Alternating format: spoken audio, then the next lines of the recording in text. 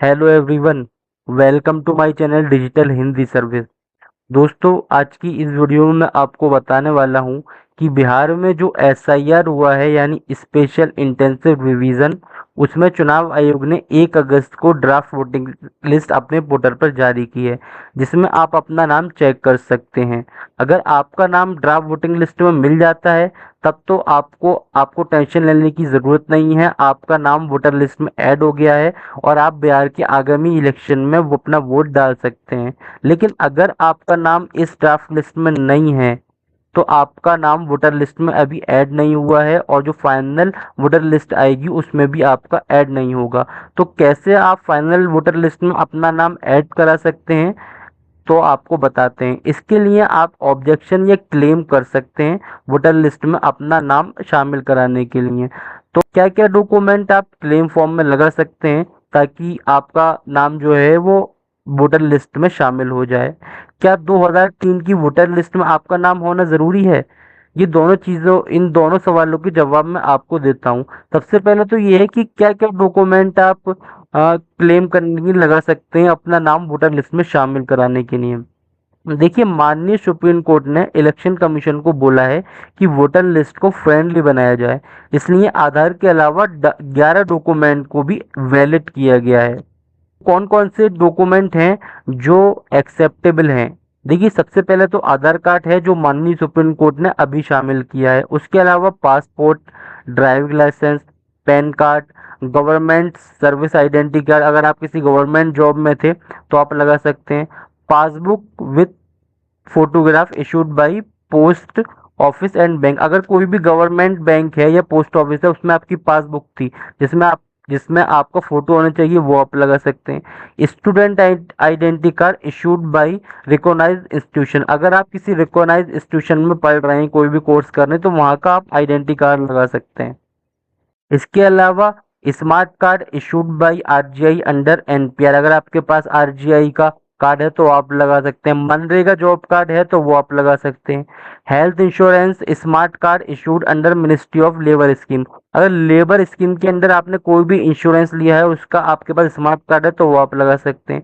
Pension document with photograph, अगर आपका pension document है यानी उसका कोई कार्ड है तो उस जिसमें फोटोग्राफ हो तो वो आप लगा सकते हैं।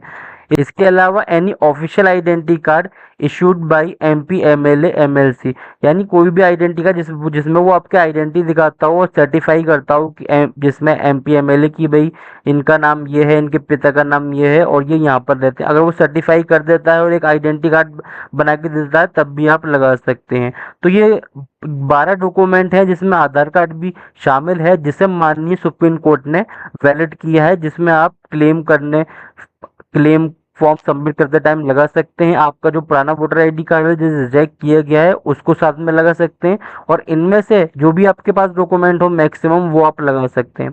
अब दूसरा सवाल ये है कि क्या 2003 की वोटर लिस्ट में आपके माता पिता का नाम शामिल होना जरूरी है या आपका नाम शामिल होना जरूरी है? देखिए, 2003 की वोटर लिस्ट को रेफरेंस के लिए उपयोग किया जा रहा है, लेकिन माननीय सुप्रीम कोर्ट ने इसे अनिवार्य या मैंडेटरी नहीं बनाया है कि कोई कोई भी 2003 की वोटर लिस्ट कोई वो 2003 की वोटर लिस्ट दिखाए। लेकिन अगर आपके माता पिता का नाम 2003 की वोटर लिस्ट में मौजूद है या आपका नाम मौजूद है तो ये आपके क्लेम को बहुत स्ट्रॉन्ग बनाता है। कहने का मतलब यह है कि अगर आप 2003 की वोटर लिस्ट में आपका नाम नहीं है तो आपको घबराने की जरूरत नहीं है, आप क्लेम कर सकते हैं ऊपर दिए हुए 12 डॉक्यूमेंट के आधार पर। और अगर आपके माता पिता का नाम 2003 की वोटर लिस्ट में मौजूद था या आपका नाम मौजूद है तो आप इसे रेफरेंस के तौर पर जरूर लगाएं। 2003 की वोटर लिस्ट कैसे चेक करनी है वो आपको मैं आगे वीडियो में बताऊंगा, वहां पर आप सर्च करके उसका स्क्रीनशॉट लगा सकते हैं रेफरेंस के तौर पर, तो आपका जो क्लेम होगा वो ज्यादा स्ट्रांग होगा। क्लेम कैसे करना है, ऑनलाइन करना है या ऑफलाइन करना है? बिहार में अभी 1 सितंबर 2025 तक कैंप्स ओपन है, जिसमें सुबह 10 से शाम 5 बजे तक क्लेम फॉर्म एक्सेप्ट किए जा रहे हैं। वहां आपको फिजिकल फॉर्म 6 या 8 मिलेगा, उसे भरकर आप 12 डॉक्यूमेंट में से जो भी डॉक्यूमेंट आपके पास हैं और क्लेम फॉर्म सबमिट कर सकते हैं। तो 1 सितंबर तक बिहार में हर जिले में, हर गांव क्षेत्र में जगह जगह कैंप लग रहे हैं, जिसमें आप क्लेम फॉर्म सबमिट कर सकते हैं। 12 डॉक्यूमेंट जो भी माननीय सुप्रीम कोर्ट ने वैलिड किए हैं उनमें से डॉक्यूमेंट लगा सकते हैं और फॉर्म सबमिट कर सकते हैं। आपका जो वोटर आईडी कार्ड है जिसे रिजेक्ट किया गया है उसको भी वहां पर लगा सकते हैं। तो कैंप के जरिए आप लगाएं। कैंप के जरिए अगर आप जाकर लगाएंगे तो वो जल्दी पॉसिबल हो सकता है। ऑनलाइन माध्यम के जरिए भी हो सकता है। मान लीजिए आपका जो फॉर्म है, आपका वोटर लिस्ट में नाम नहीं है, तो आप फॉर्म 6 भर के और अपना जो पुराना वोटर आईडी कार्ड है वो साथ में लगा सकते हैं और उस फॉर्म को प्रिंट करा के आप डायरेक्ट कैंप में जाके वीएलओ को जमा कर सकते हैं। पर जो कैंप्स लग रहे हैं उसमें आपका काम जल्दी होगा, तो आप कैंप्स में जाके अपना क्लेम फॉर्म सबमिट कर सकते हैं और जो वहाँ पर अधिकारी हैं वो आपको गाइड भी करेंगे, या जो भी वॉलंटियर हैं वो आपको गाइड भी करेंगे कि कैसे कैसे आपको फॉर्म क्लेम भरना है, क्या क्या डॉक्यूमेंट आप लगा सकते हैं, वो सारी राय आपको बताएंगे।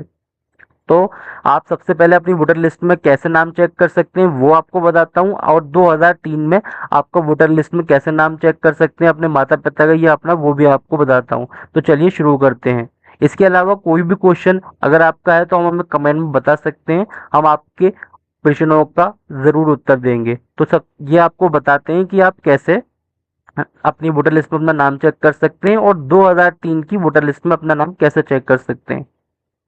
मोबाइल में ब्राउजर ओपन कर लेना है, या मोबाइल हो, कंप्यूटर हो, लैपटॉप हो, आप सिंपली सर्च टैब में जाना है और सर्च करना है वोटर ईसीआई। कोई लिंक नहीं डालना, आपको डायरेक्ट वोटर ईसीआई सर्च कर लेना है, किसी भी थर्ड पार्टी वेबसाइट पर नहीं जाना। बहुत से यूट्यूबर हैं वो कोई थर्ड थर्ड पार्टी वेबसाइट दिखा रहे हैं, फिर वहां से इस लिंक पे क्लिक करवा रहे हैं, पर आपको डायरेक्ट जाना है, सिर्फ वोटर ईसीआई पे क्लिक कर देना है।